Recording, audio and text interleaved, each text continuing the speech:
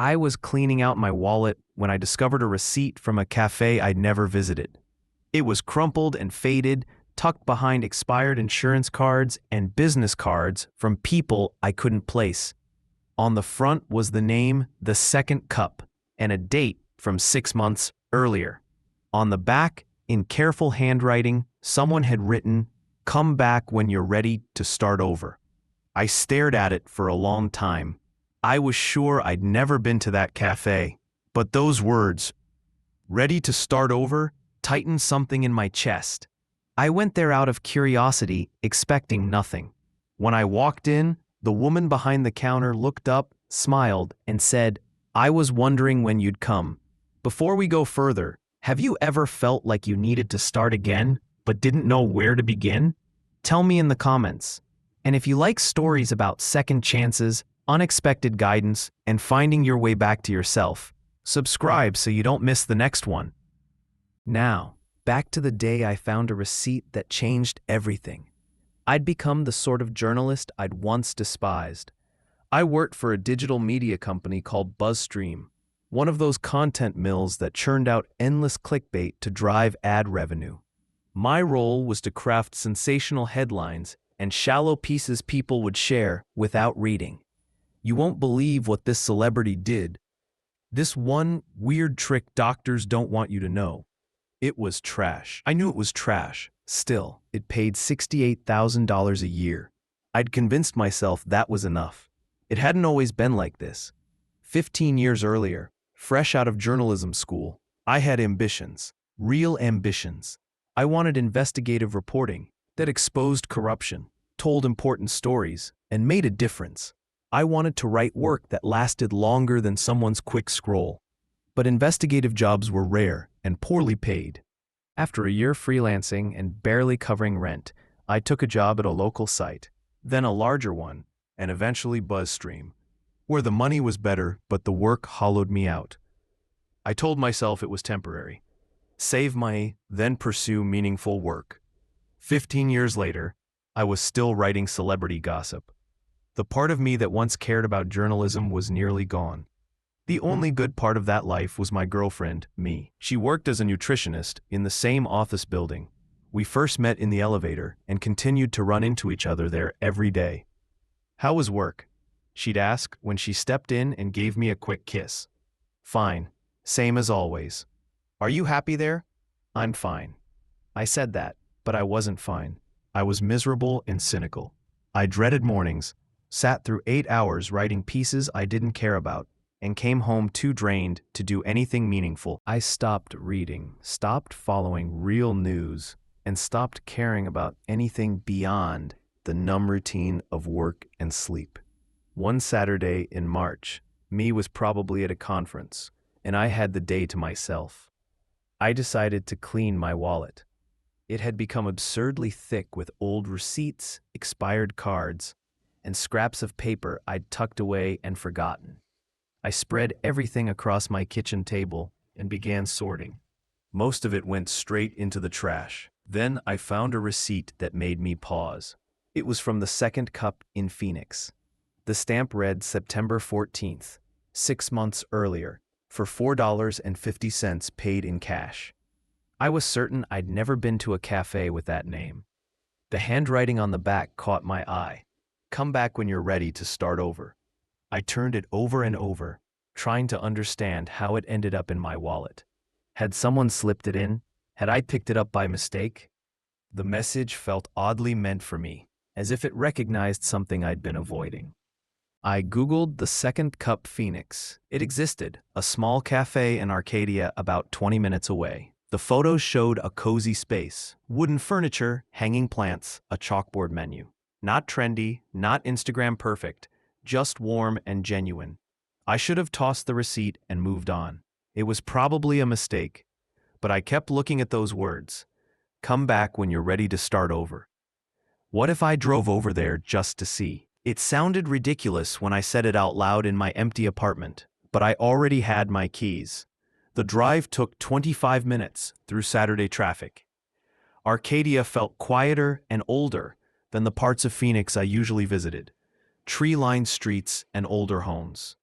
The second cup sat in a small strip of local shops, and from the outside it looked exactly like the photos, unassuming and welcoming, the kind of place that felt established. I parked, sat in the car, half embarrassed, and then went inside. The cafe matched its appearance. Maybe 10 tables, worn wooden floors, walls hung with local art. It smelled like coffee and fresh bread, and soft jazz played from hidden speakers. A few people sat scattered around, reading, working on laptops, creating the comfortable hush of regulars. Behind the counter was a woman in her 60s, gray hair in a loose bun, wire-rimmed glasses, and kind eyes. She was wiping the espresso machine as I entered. She looked up, smiled. Not a forced smile, but one of recognition. "I was wondering when you'd come," she said.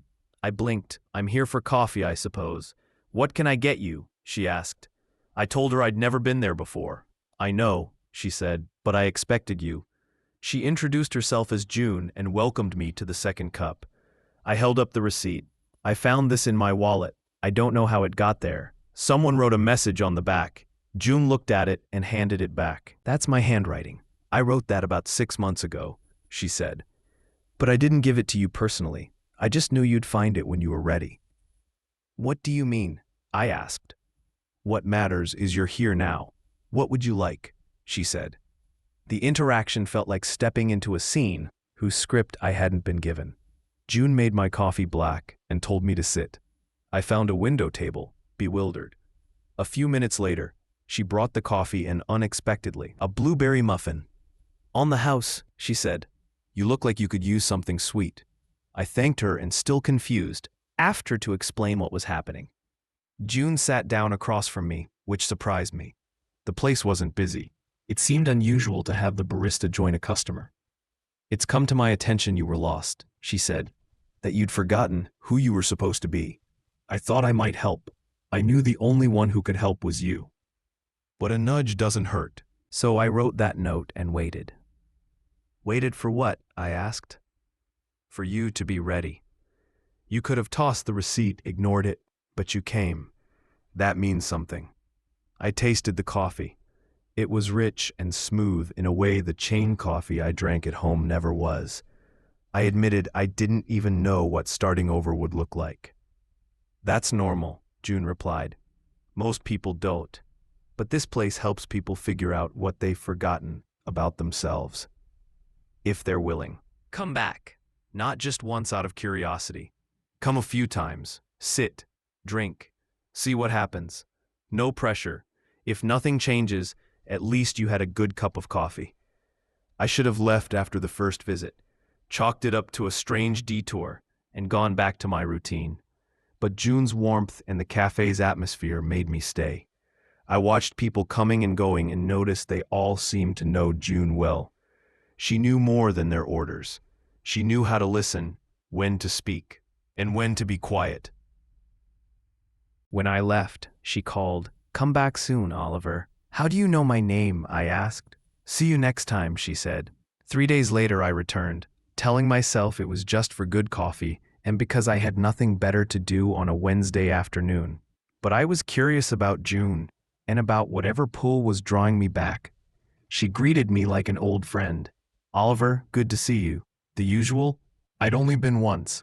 "Black, no sugar," I said. "That's a usual in my book," she replied. She sat with me again. "Tell me about your work," she said. "Why?" I asked. "Because work is where most people lose themselves," she said. "And I suspect that's where you lost yourself." I could have given the scripted response. "It's fine, it pays the bills." But June's directness and lack of judgment made me honest. I told her I was a journalist in name only, writing clickbait for a content mill. I'd once wanted to do investigative work, but had taken a better-paying job. Now, at 38, after 15 years of writing garbage, I wasn't sure I remembered how to do anything else. "Do you still want to do real journalism?" she asked. "I don't know. Maybe I've forgotten how, or maybe I never had it," I said. "You don't believe that," she said. "How do I know?" "Because if you believed it, you'd be content. But you're not content. You're capable of more. You're just scared." Her bluntness cut through me. Scared of failing, of not being as good as I thought, of trading security for uncertainty. All of that rang true. So what do? I asked. That's the wrong question, she said.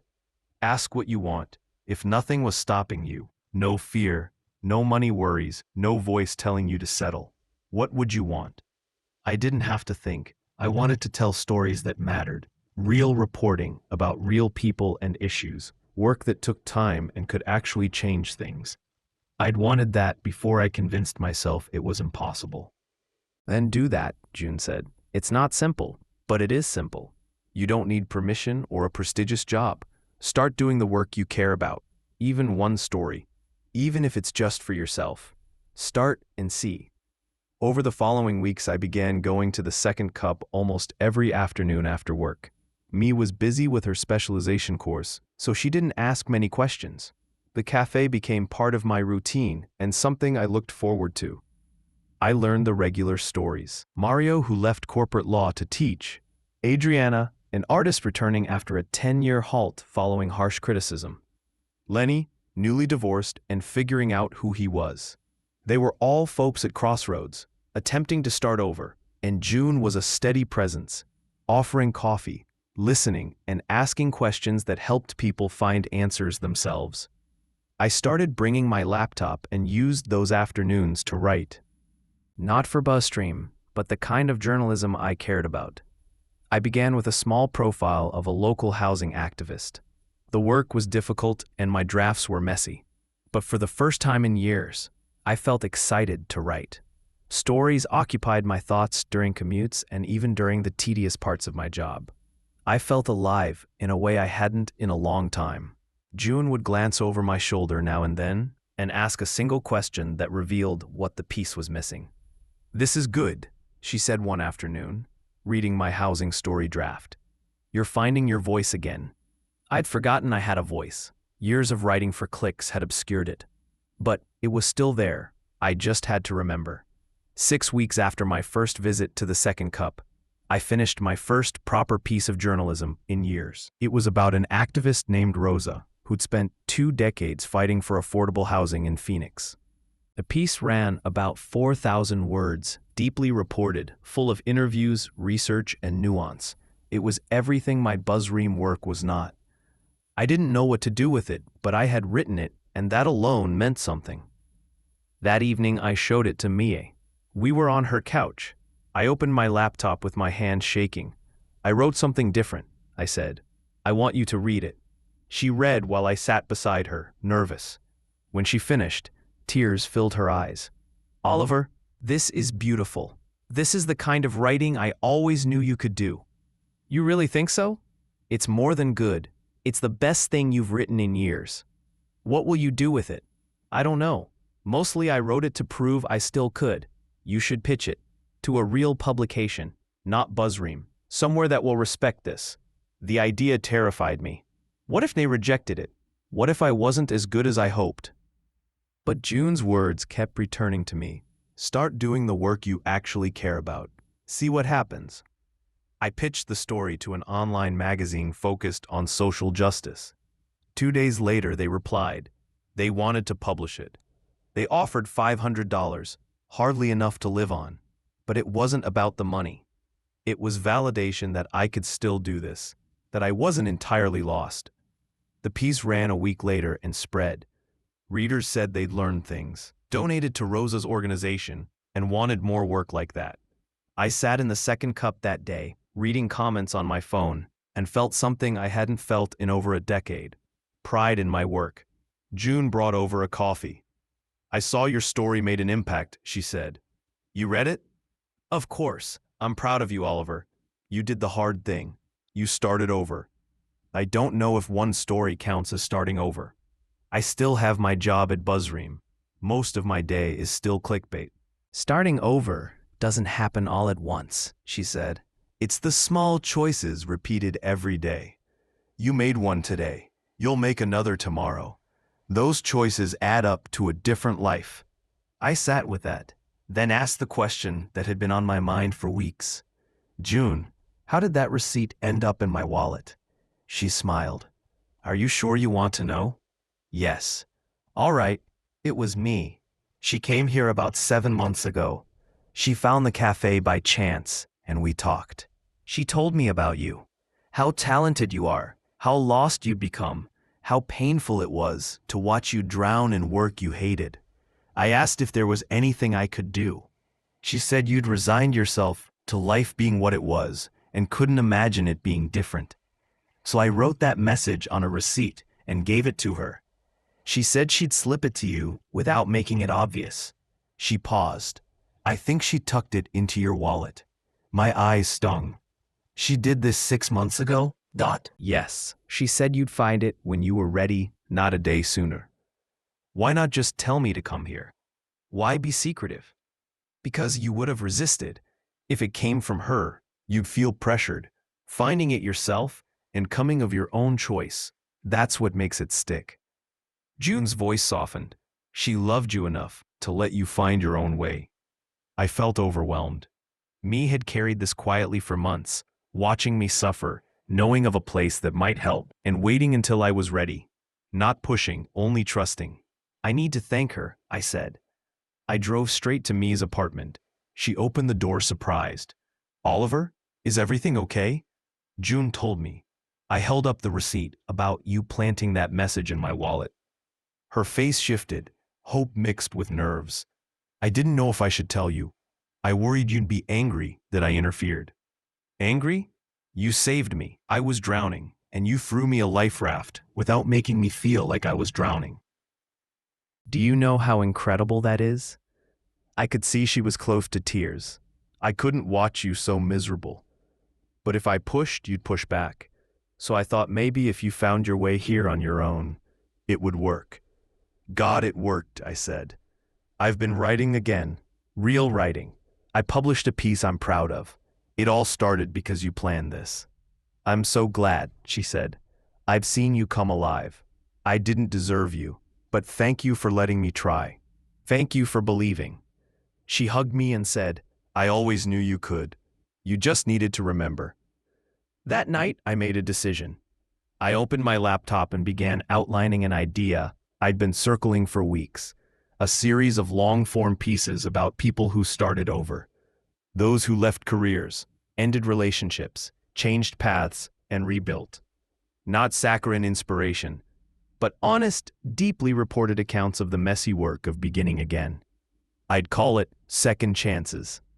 The first piece would be about June and the second cup, how she built the cafe after losing her husband 10 years earlier, and how she quietly created a space where people at crossroads could find themselves again. Over the next 2 months, I worked on the series whenever I could. I quit my job at BuzzReam, a terrifying step.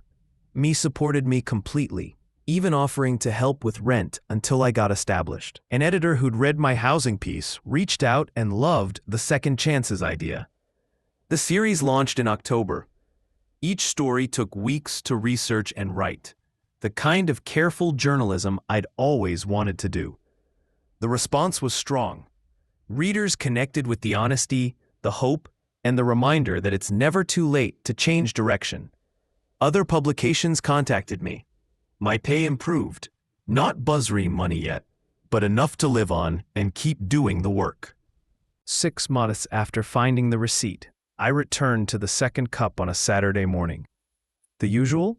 June asked with a smile. Yes, please. I had something for her, a printed copy of the first Second Chances piece, the profile of her and the cafe. She read it at the counter. Tears streamed down her face by the last line. Oliver, this is beautiful. You captured it perfectly. I wanted people to know about this place and how you help folks find themselves. You helped yourself. She said, I only provided coffee. You provided more than coffee, I replied. You provided space and time and the kind of gentle wisdom that helped me see what I needed to see. Thank you. And thank you for working with me to get me here. She loves you very much, June said. You're lucky. I felt lucky. June poured 2 cups, sat with me at my usual window table, and asked, So, what's next? More stories, journalism that matters. Maybe a book, a longer Second Chances. I don't know exactly. but I know I'm doing the work I'm meant to do. That's all any of us can hope for, she said, to find work that makes us feel alive, and to have the courage to do it when it's scary. We sat in a comfortable silence, drinking coffee, while morning light filtered through the windows. The cafe filled with Saturday regulars, people I'd come to know over these months, all of them finding their way back to some piece of themselves. Mia arrived a little later and joined us. "How's the writing?" she asked. "Good, really good. I'm working on a piece about a teacher who left corporate law to work with kids. It's going to be powerful." She squeezed my hand. "I'm proud of you. I know, and I'm grateful. For you, for June, for this place, and for that receipt you put in my wallet a year ago, knowing I'd find it when I was ready." "Were you ready when you found it?" she asked. I thought about it. No, I wasn't ready at all. But I came anyway, and that made all the difference. June raised her cup to starting over. Even when we're not ready, we clinked our cups together. I looked around the cafe at people writing, reading, and talking in the warm light, at June behind the counter and me beside me. This place had become home. I'd come here 6 months earlier because of a mysterious receipt and a simple message. I'd expected nothing and found everything. A reminder of who I was meant to be, the courage to do meaningful work, and the understanding that starting over isn't having all the answers. It's having the bravery to ask them. The receipt that led me here still lives in my wallet. I keep it to remember that those who love us sometimes see what we need before we do. That sometimes we must lose ourselves before we find our way back. And that sometimes a cup of coffee and a stranger's kindness can change everything. What did you think of me and June's plan? Share your thoughts in the comments. If this story about second chances and finding your way back resonated, please like the video and subscribe for more meaningful stories. Don't forget the notification bell so you don't miss the next one. Thanks for watching. See you in the next story.